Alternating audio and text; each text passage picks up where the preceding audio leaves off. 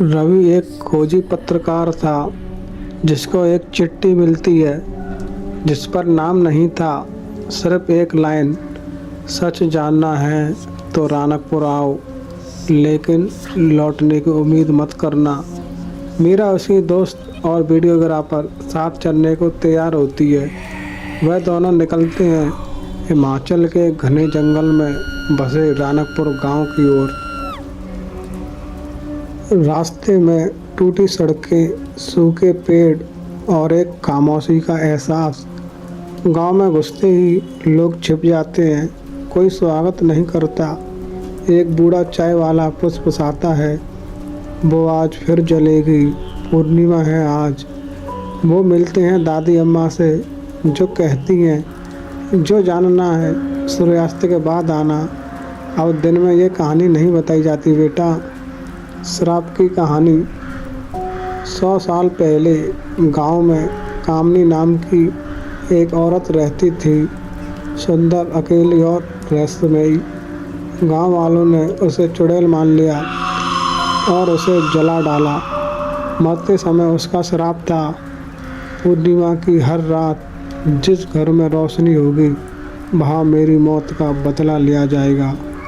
तब से हर पूर्णिमा की रात एक घर की लाइट अपने आप जलती है और उस घर से कोई लौटकर नहीं आता।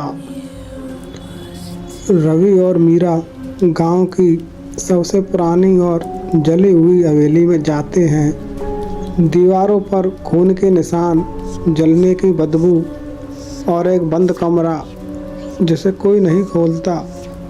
कैमरे में अजीब साए दिखते हैं। अचानक दरवाज़ा बंद हो जाता है, अंदर से धीमी हंसी की आवाज़ आती है। उस रात पूर्णिमा है। गलती से रवि मेहमान घर में लाइट ऑन कर देता है। 12:06 पर एक चीख गूंजती है। गांव के एक युवक का शव उल्टा लटका हुआ मिलता है, आंखें बाहर, जीभ नीली, गले पर उंगली के निशान। दादी अम्मा बोलती है, अब तुम भी उस श्राप के भागीदार हो।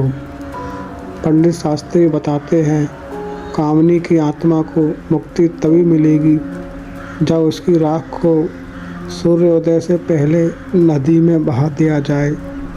वो राख गांव के पुराने मंदिर के तहखाने में छिपी है, पर वहाँ जाना मना है। मंदिर का तहखाना, आधी रात को मंदिर में जाना। नीचे तहखाने में सिर्फ लाल कपड़े में बंधा घड़ा मिलता है, कामनी लिखा होता है। अचानक मीरा पर कोई आत्मा हावी हो जाती है। वो धीमी आवाज़ में कहती है, तू मुझे ले जाना चाहता है, अब तू मुझ में ही रहेगा। उसका चेहरा बदल जाता है, आंखें सफ़ेद, होठ नीले। मंदिर के बाहर एक महिला की परछाई दिखाई देती है। उसका चेहरा नहीं, सिर्फ राख और धुआं, तेज हवाएं, टूटते पेड़ और चिल्लाहट। रवि घड़ा लेकर भागता है, पर लगता है जैसे आत्मा उसे रोक रही हो।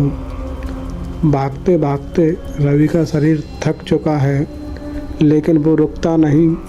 सूरज की पहली किरण बस निकलने वाली होती है। अंत में वह घड़ा नदी में प्रवाहित करता है। भयानक चीख और फिर सन्नाटा। ऐसा लगता है जैसे शांति लौट आई हो।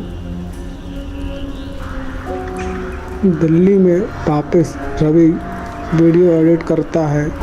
कैमरे की आखिरी फुटेज में मीरा की आवाज़, रवि तो उस रात मारा गया था, अब मैं हूँ और तुम। और फिर कैमरे में वही जली हुई आत्मा की मुस्कान।